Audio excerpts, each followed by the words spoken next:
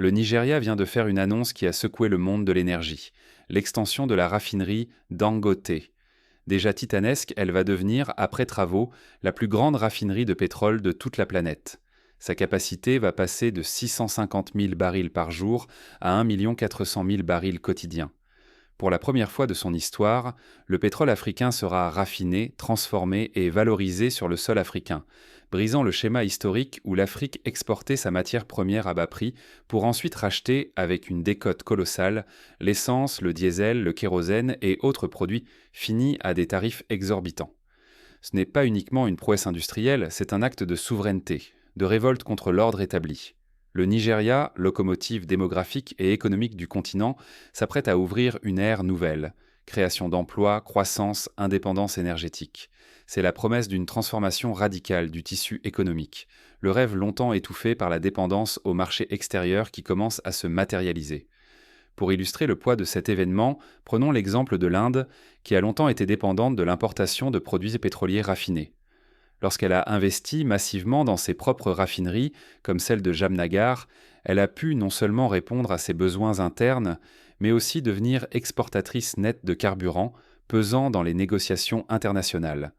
C'est ce saut qualitatif que s'apprête à réaliser le Nigeria.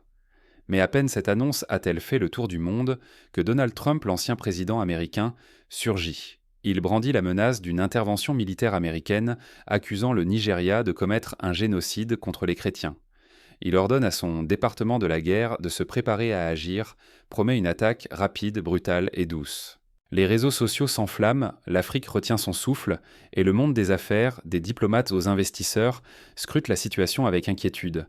Pourtant, la violence religieuse au Nigeria n'est pas un phénomène nouveau. Depuis plus de 40 ans, le pays affronte des tensions confessionnelles, les attaques de groupes armés comme Boko Haram, et des tragédies frappant aussi bien les chrétiens que les musulmans.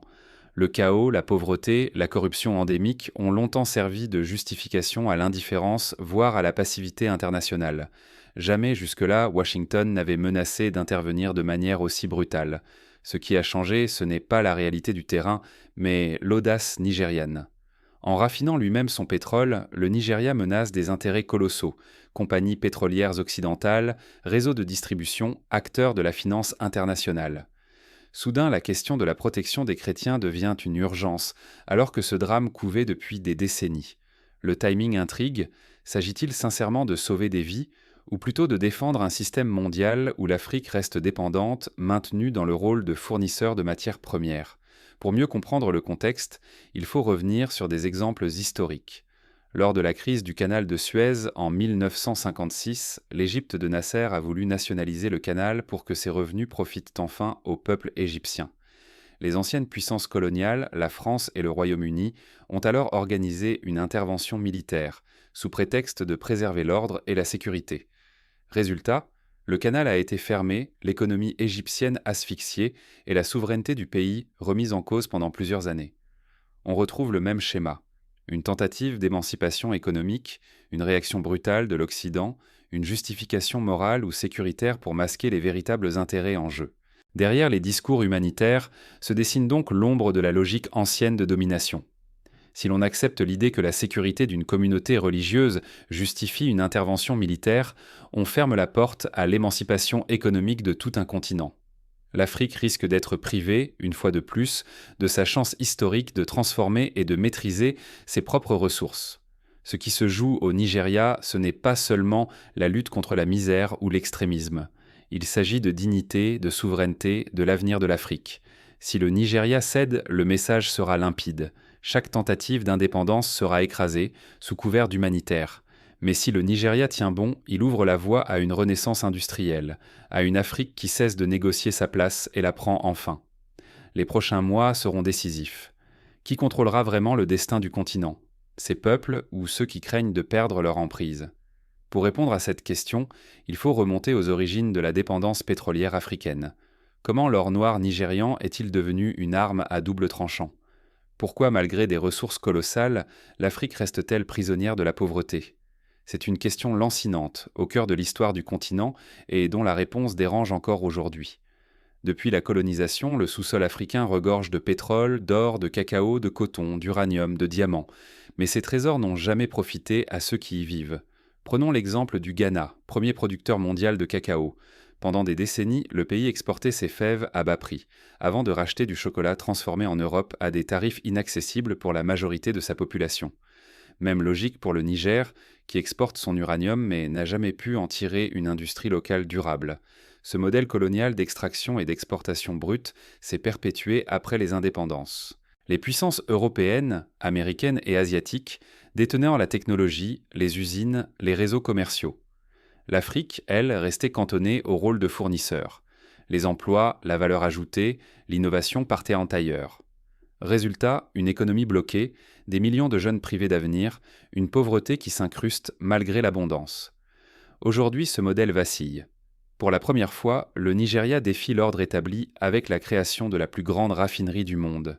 Ici, le continent transforme son pétrole sur place, crée des milliers d'emplois qualifiés, vend ses propres produits finis à ses voisins et, potentiellement, au reste du monde. Plus qu'un exploit industriel, c'est un acte de souveraineté, une rupture symbolique et concrète avec la fatalité historique. Ce choix dérange, car il remet en cause l'architecture d'un système mondial bâti sur la dépendance africaine. Raffiner localement, c'est décider de ses prix, de ses partenaires, de son avenir. C'est refuser d'être otage des fluctuations, des crises, des pénuries imposées par l'extérieur. C'est aussi refuser le chantage classique des institutions financières internationales qui conditionnent leurs prêts à des réformes douloureuses, souvent au détriment du tissu social local. Mais chaque tentative d'indépendance économique en Afrique s'est heurtée à des réactions violentes. Souvenons-nous de Mouammar Kadhafi et de son projet de dinar or africain. Une monnaie unique, adossée à l'or, destinée à libérer le continent du dollar et de l'euro. Ce projet a suscité une hostilité immédiate de la part des puissances occidentales.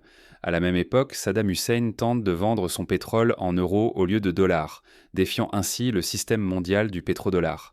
À chaque fois, la volonté d'émancipation a été suivie d'interventions militaires, de déstabilisation, de sanctions économiques, de campagnes médiatiques féroces.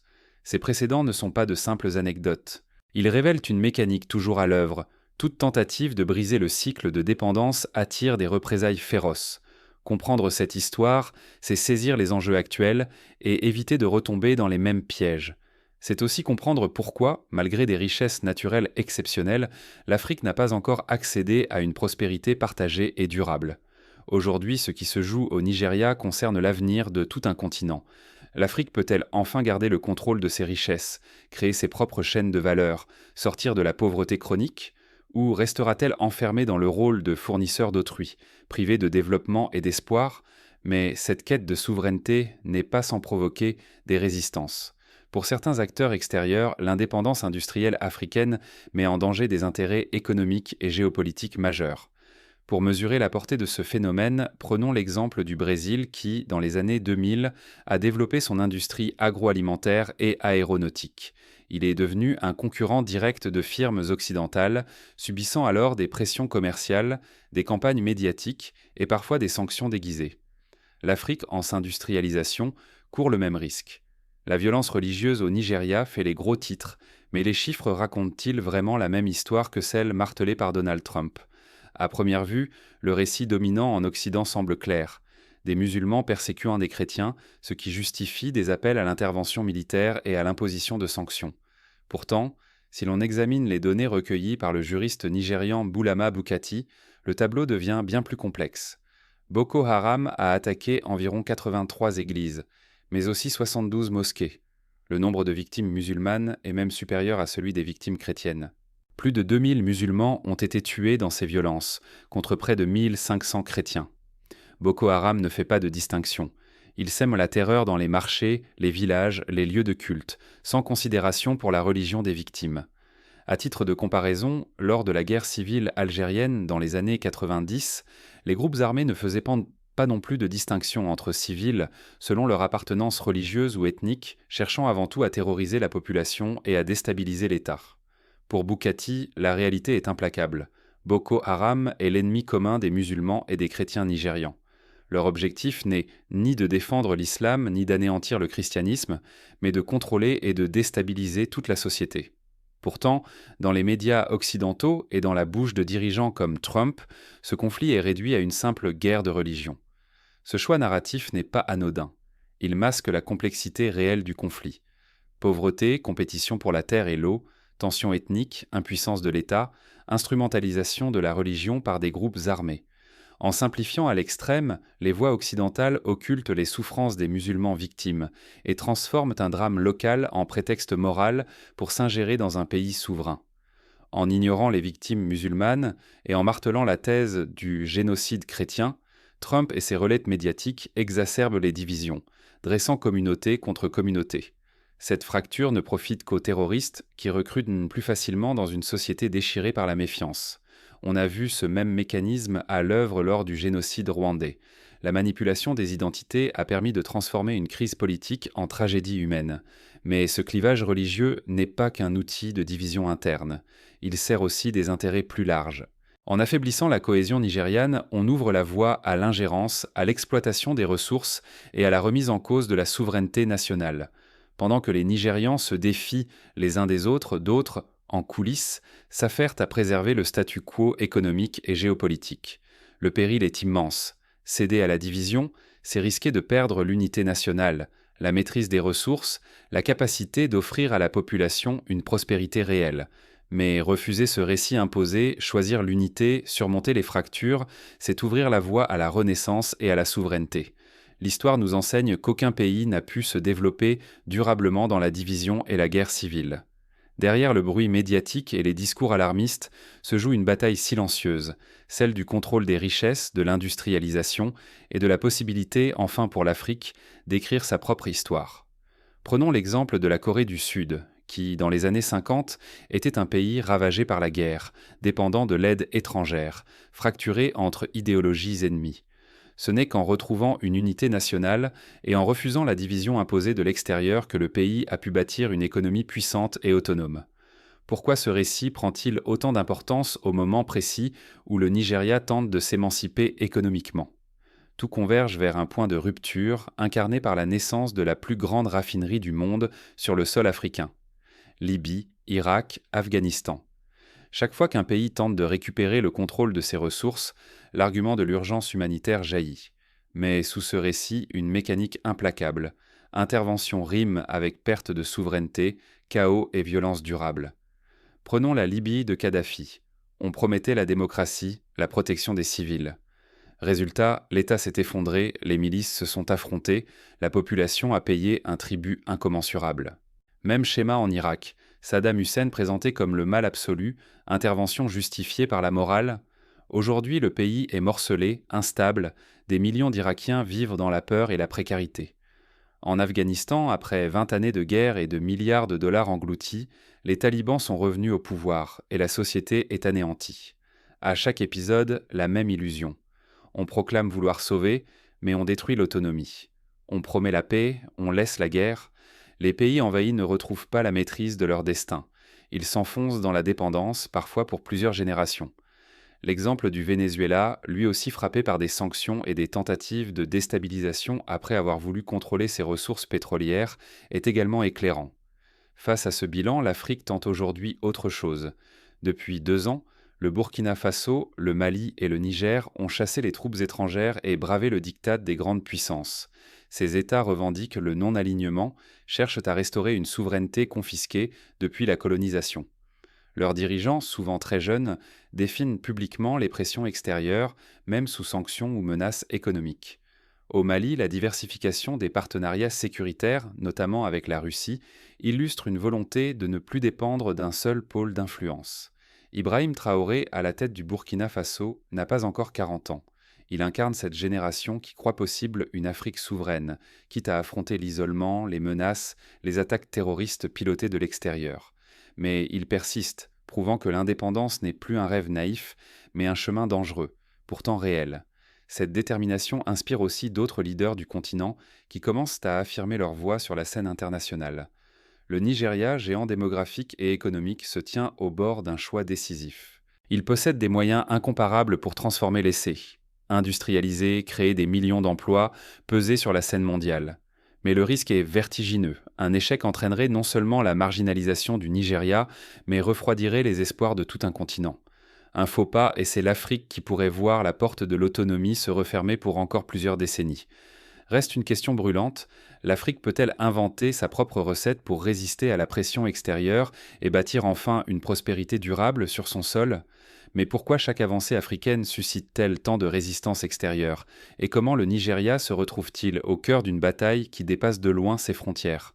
Pour comprendre l'intensité des pressions actuelles, il faut regarder les intérêts en jeu et les stratégies employées pour stopper l'essor d'une Afrique industrielle. Entre sanctions, réorientation stratégique et unité retrouvée, quelles leçons tirer pour le Nigeria et, au-delà, pour toute l'Afrique? Regardons d'abord la stratégie du président Traoré au Burkina Faso. Sous la pression de lourdes sanctions internationales, il a fait le choix radical d'expulser toutes les forces étrangères de son territoire. Il a refusé de se plier aux mesures d'austérité dictées par le Fonds monétaire international, ouvrant la voie à de nouveaux partenariats avec la Russie, la Chine ou la Turquie. Cette diversification des alliances vise à briser la dépendance à une unique puissance et à restaurer une marge de manœuvre nationale. Malgré des difficultés économiques majeures, le peuple burkinabé a largement soutenu cette orientation. Pour beaucoup, l'honneur et la souveraineté du pays valent davantage qu'un confort fragile sous domination étrangère. Cette résilience populaire transforme les privations en fierté et les épreuves en moteur de changement. On retrouve ce même esprit dans les premières années de l'indépendance de l'Algérie, où la population a accepté de grands sacrifices pour affirmer sa souveraineté. Mais le Nigeria, lui, fait face à des défis d'un autre ordre. Sa puissance démographique, militaire et économique le place au premier rang du continent. Il dispose d'outils régionaux de coopération comme la Commission du bassin du lac Tchad, capable de fédérer les énergies face aux menaces sécuritaires et au sous-développement.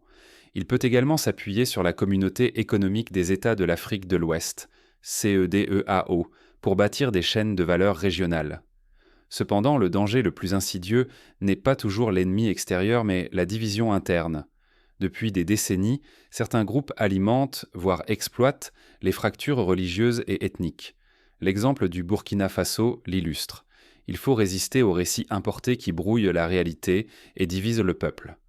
Quand des puissances extérieures réduisent une crise à des oppositions simplistes, musulmans contre chrétiens, nord contre sud, c'est souvent pour masquer d'autres intérêts et justifier leur ingérence. L'enjeu essentiel, c'est l'unité nationale. Face au choc extérieur, la capacité à dépasser les clivages, à refuser d'être instrumentalisée, devient vitale pour préserver la souveraineté. Pour cela, il est essentiel d'investir dans l'éducation, de promouvoir le dialogue interreligieux et de renforcer les institutions démocratiques. Le modèle sud-africain, qui a réussi à dépasser l'apartheid par une politique de réconciliation nationale, peut servir d'inspiration. Voici la leçon à retenir. Chaque crise peut devenir une chance de bâtir une Afrique forte, indépendante et respectée. Mais ignorer l'exemple burkinabé, refuser la lucidité ou l'esprit de solidarité, c'est ouvrir la porte à une domination étrangère d'un nouveau genre, moins visible mais tout aussi brutale que celle du passé. Ce choix dépasse les dirigeants ou les élites. Il concerne chaque citoyen, chaque spectateur, chacun d'entre nous. L'unité, la dignité et la souveraineté sont des conquêtes collectives, à défendre, à consolider, à transmettre aux générations futures. Changer la donne, c'est aussi miser sur la formation des jeunes, le développement de l'agriculture durable, la maîtrise de la technologie et la construction d'infrastructures modernes. Mais un autre front s'ouvre. La décision du Nigeria d'ériger la plus grande raffinerie du monde bouleverse l'équilibre. Cette ambition suscite autant d'espoir que de crainte, révélant de nouvelles formes d'ingérence. Les campagnes de désinformation, les sanctions ciblées, les pressions sur les marchés financiers ne sont que quelques-unes des armes utilisées pour freiner l'ascension africaine. Reconnaître le schéma, c'est la première victoire. Se taire devant l'histoire, c'est accepter la défaite. Depuis des siècles, l'Afrique a entendu qu'elle devait se contenter d'extraire ses richesses. On lui a répété qu'elle n'était bonne qu'à exporter son pétrole, puis à racheter, à prix d'or, l'essence raffinée ailleurs. Aujourd'hui, le Nigeria change la donne. Décider d'ériger et d'étendre la plus grande raffinerie du monde, c'est défier l'ordre établi et revendiquer la souveraineté industrielle. Ce choix inquiète ceux qui ont tout à perdre si l'Afrique s'émancipe. Face à cette révolution, des voix extérieures s'élèvent, invoquant soudain la morale, la religion ou l'humanitaire. Mais sous ce vernis, le véritable malaise transparaît. Et si l'Afrique s'emparait enfin de son destin? Et si elle brisait la dépendance, décidée pour elle-même, sans autre aval que le sien? Le scénario n'est pas neuf. De la Libye à l'Irak, du Congo à l'Afghanistan, chaque tentative d'émancipation a déclenché la même mécanique. Menaces d'intervention, campagnes alarmistes, divisions internes attisées. Les armes ne sont pas toujours visibles, mais la bataille pour garder l'Afrique sous contrôle est constante. Ignorer cet instant, c'est risquer de voir une génération perdre l'espoir de rompre la chaîne. Refuser d'agir, c'est accepter que le continent reste prisonnier d'un système qui l'appauvrit et le marginalise. Mais identifier le schéma, c'est déjà commencer à l'affaiblir. Ce combat n'est pas d'abord religieux, ni même strictement économique. Il s'agit de dignité, de droit à l'autodétermination, de la volonté de ne plus être relégué au rang de figurant. Accepter le récit imposé, c'est se résigner à voir l'Afrique rester spectatrice de son propre destin. L'histoire l'a montré, l'union fait la force. Si l'Afrique refuse d'être divisée par des lignes tracées ailleurs, elle peut imposer une nouvelle réalité. Un continent qui choisit, qui construit, qui crée des emplois, qui inspire le monde. Pour cela, il faut investir dans l'éducation, la santé et soutenir l'innovation locale. Il faut bâtir des alliances sud-sud, échanger les expériences, mutualiser les ressources, former des leaders intègres et visionnaires. À vous qui entendez ces mots, votre voix, votre vigilance, votre solidarité sont vitales. Soutenir l'éveil africain, c'est préférer la vérité à la propagande, le courage à la peur, l'action à l'immobilisme. C'est refuser la résignation et transmettre l'espoir aux générations à venir. Vous pouvez agir, partagez ces informations, discutez-en autour de vous, encouragez la coopération entre les peuples, faites entendre la voix de l'Afrique sur la scène mondiale. Ce n'est qu'en osant regarder le schéma en face, en refusant le silence complice, que l'Afrique pourra écrire sa propre suite. Le Nigeria a ouvert une brèche. Reste à savoir qui osera s'y engager, qui aura le courage de transformer l'essai, de bâtir une Afrique maîtresse de son destin, forte, unie, prospère et fière. En conclusion, l'histoire du Nigeria et de sa raffinerie Dangote n'est pas seulement celle d'un pays, ni même d'un continent, c'est le récit universel de la lutte pour la dignité, la souveraineté et l'avenir. L'enjeu dépasse les frontières, les cultures, les religions. Il nous rappelle que chaque peuple, chaque nation a le droit et le devoir de choisir sa voie, sans soumission ni ingérence. L'Afrique, aujourd'hui, a rendez-vous avec l'histoire. À chacun de prendre sa part pour que la promesse d'émancipation devienne enfin réalité.